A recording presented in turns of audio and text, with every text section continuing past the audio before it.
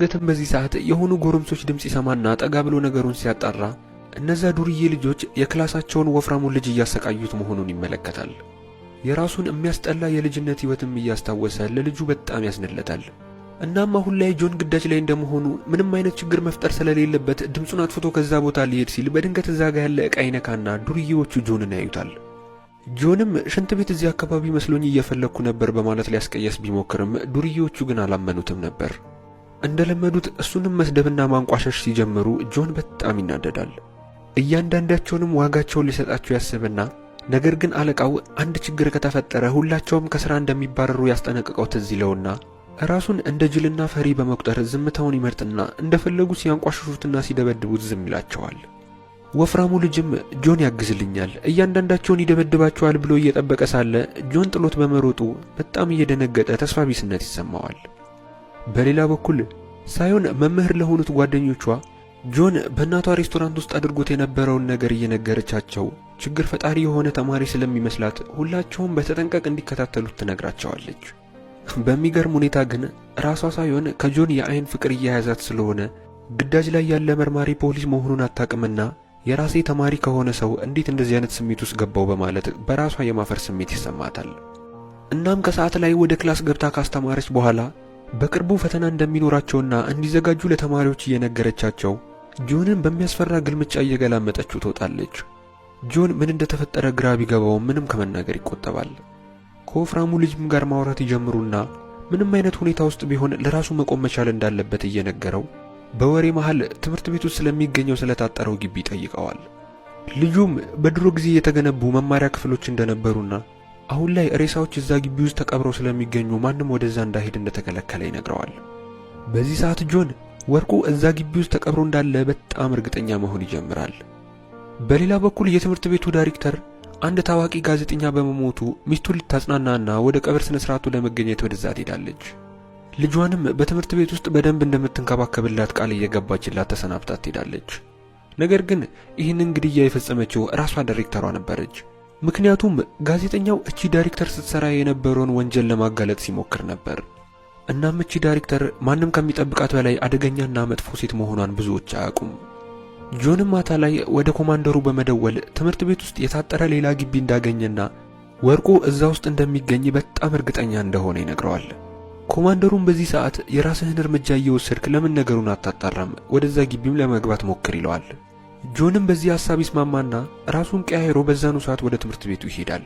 በተሳካ ሁኔታ ወደ ትምህርት ቤቱ ግቢ በአጥር መግባት ከቻለ በኋላ ወደዛ ወደ ታጠረ ግቢ በመሄድ ብልሃቱን በመጠቀም እንደምንም ብሎ የተቆለፈውን በር ይከፍተዋል። ወደ ውስጥ ገብቶ ሁለት እርምጃዎችን ግን እንደተራመደ የሆነ ሰው ከጎን ይመጣና ሽጉጥ ይደቅንበታል። በሚገርም ሁኔታ ሽጉጥ የደቀነችበት ሳዮን ነበረች። የትምህርት ቤቱ ሰራተኞች ትምህርት ቤቱን በፈረቃ እንደ ሮንድነት የሚጠብቁ ሲሆን ዛሬ እንደ አጋጣሚ ሆኖ የሳዮን ፈረቃ ነበር። እናም ሳዮን ካለበት እንዳይንቀሳቀስና ፊቱ ላይ ያደረገውን ማስክ እንዲያወልቅ ትነግረዋለች። እሱም እያዘናጋት ፊቷ ላይ ባትሪ ያበራባትና እይታዋን ከጋረደው በኋላ በፍጥነት እየሮጠ ከዛ አካባቢ ይሰወራል። ሳዮን በቻለችው መጠን ያባረረችው ቢሆንም ነገር ግን በአጋጣሚ ከትምህርት ቤቱ ዘበኛ ጋር በመጋጨቷ ጆን ይህንን አጋጣሚ በመጠቀም ከዛ አካባቢ እስከነጭራሹ ይጠፋል። ለኮማንደሩም ደውሎ የተፈጠረውን እያንዳንዱ ነገር ይነግረዋል። እናም ካሁን በኋላ ጆን ወደ ታጠረው ግቢ በቀላሉ መግባት እንደማይችል ይረዳሉ። ሳዮንም ልክ እንደ ጆን ሁሉ የተፈጠረውን ነገር ለእናቷ እየነገረቻት ወደ ቤት ትሄዳለች።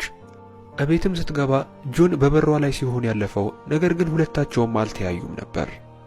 በማግስቱም ዳይሬክተሯ ትምህርት ቤት ውስጥ ትላንትና ማታ ስለተፈጠረው ነገር ትሰማለች። እናም ለረዳት ዳይሬክተሩ ማለትም ለዩኒት ሊደሩ ዘራፊዎቹ በድጋሚ መምጣታቸው ስለማይቀር ዛሬውኑ የሴኩሪቲ ካሜራ በዛ አካባቢ ላይ አስገጥም ብላ ትዕዛዝ ትሰጠዋለች። የሳዮን አለቃም የትላንቱን ሌባ በማስመለጥሽ መቀጣት አለብሽ በማለት በጣም ብዙ ስራዎችን እንድትሰራ ያዛታል። ምሳ ሰዓት ላይም ከጓደኞቿ ጋር ቁጭ ብላ አለቃችን በልደት ፓርቲው ላይ የተፈጠረውን ነገር እየረሳ ይመስለኛል በማለት ስለሱ እያወራች ሳለ በድንገት አለቃዋ ከኋላ ይመጣና ሊያናግራት ይጠራታል። ሳዮን ግን በድንጋጤ የያዘችውን ቀዝቃዛ ቡና ላዩ ላይ ትገለብጠዋለች። ጓደኞቿን በዚህ ድርጊቷ በጣም ነበር የደነገጡት። በሌላ በኩል በእረፍት ሰዓት ላይ ጆን በአጋጣሚ ዩኒት ሊደሩ ወደዛ ወደ ታጠረው ግቢ ሲገባ ይመለከተውና ይደነግጣል። የሰውየውንም ሁኔታ ለማጣራት ቀስ እያለ ሲከተለው የትምህርት ቤቱ ዘበኛ ይመጣና ወደዚህ ወደ ተከለለ አጥር መምጣቱ ለሱ አደገኛ ስለሆነ ሁለተኛ ወደዚህ ተመልሶ እንዳይመጣ ያስጠነቅቀዋል። ጆንም ምንም የሚያውቀው ነገር እንደሌለ በማስመሰል ለትምህርት ቤቱ አዲስ ስለሆንኩ ምንም የማውቀው ነገር ስላልነበር ነው በማለት ይቅርታ ጠይቆ ሰውየውን ተሰናብቶት ይሄዳል። ከዛም እየሄደ ሳለ ከቆሻሻ መጣያ ውስጥ የሆነ አጠራጣሪ ድምጽ ይሰማና ግራ በመጋባት ሄዶ ሲከፍተው የክፍላቸውን ወፍራሙ ልጅ እዛ ውስጥ ያገኘዋል።